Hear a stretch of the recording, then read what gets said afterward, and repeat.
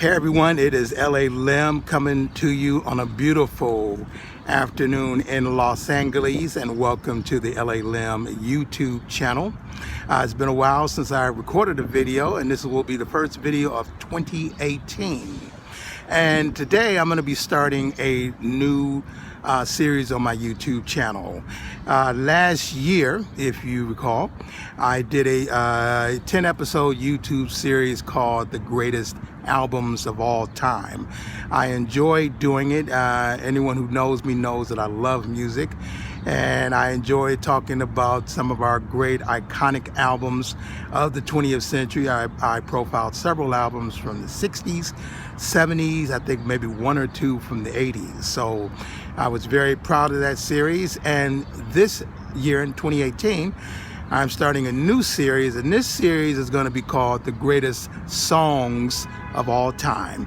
That's right, I'm going to be profiling some of the great songs recorded of all time, songs that were recorded in 50 years ago, 40 years ago, maybe even 60 years ago. And I'm going to select songs that have historical significance, or songs that have reached iconic status, so much so that 30, 40, 50 years later, they are still regularly played and recorded and heard on radio stations, music, or even film. So I'm very excited about doing that. And today, in episode number 1, I'm going to feature two songs that I consider to be two of the greatest songs ever recorded.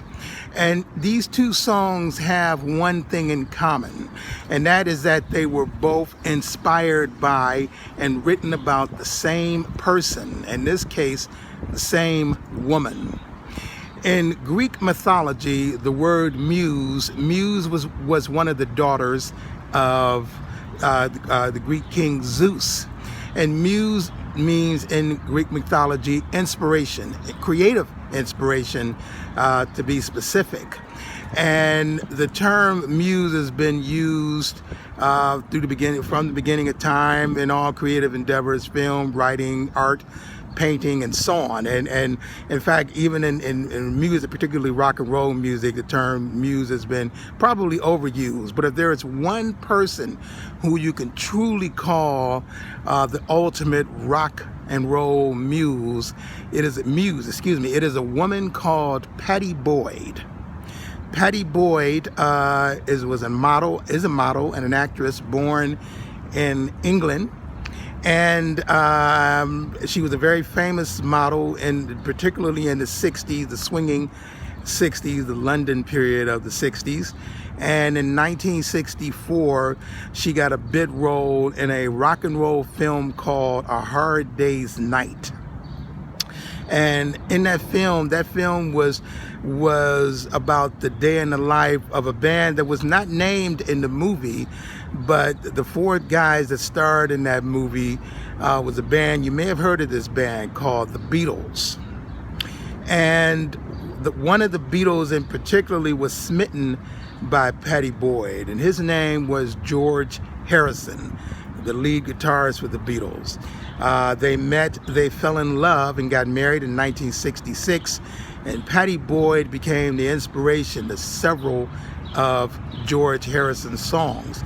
But the most famous song that George Harris wrote, that he wrote about his wife, Pattie Boyd Harrison, was from the 1969 Beatles album Abbey Road, and that song is called Something. And for some of you young people who are not familiar with that song, I'll sing a little bit of it for you. Something in the way she moves attracts me like no other lover. Anyway, that is the opening verses for a song called Something. And that song is of historical importance, particularly for the Beatles, because that is the song that many Beatle historians and fans is the song in which George Harrison truly arrived as a songwriter of the equal stature of John Lennon and Paul McCartney, who were the principal songwriters for the Beatles.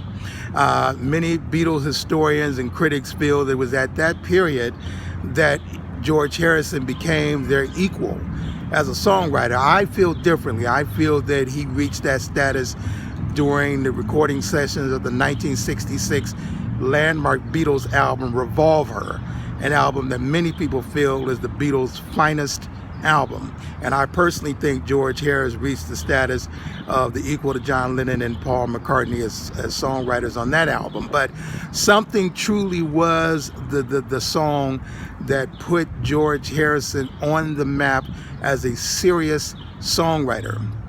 And the song Something was, without question, one of the most popular Beatles songs ever.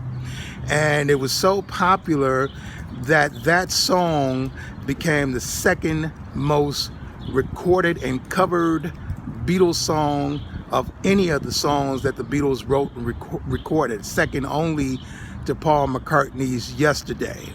I have my own feelings about that song, and we'll talk about that on another time, although not on greatest songs, as I don't personally put that in that category. At least I don't. But the song Something, not only was that the second most covered song of any song that the Beatles recorded, but it was also the first Beatles song written and sung lead by George Harrison that was released as the A-side on a Beatles 45 single. Prior to that, all the Beatles singles were either written by either John Lennon or Paul McCartney or both. But Something became the first song that was written by George Harrison that was the A-side release of a Beatles single all the way back in 1969. Something, again, was inspired by his love for Pattie Boyd, but Pattie Boyd wasn't finished yet as far as her muse and inspiration. For a lot of Beatles fans, there is so much story and history about the Beatles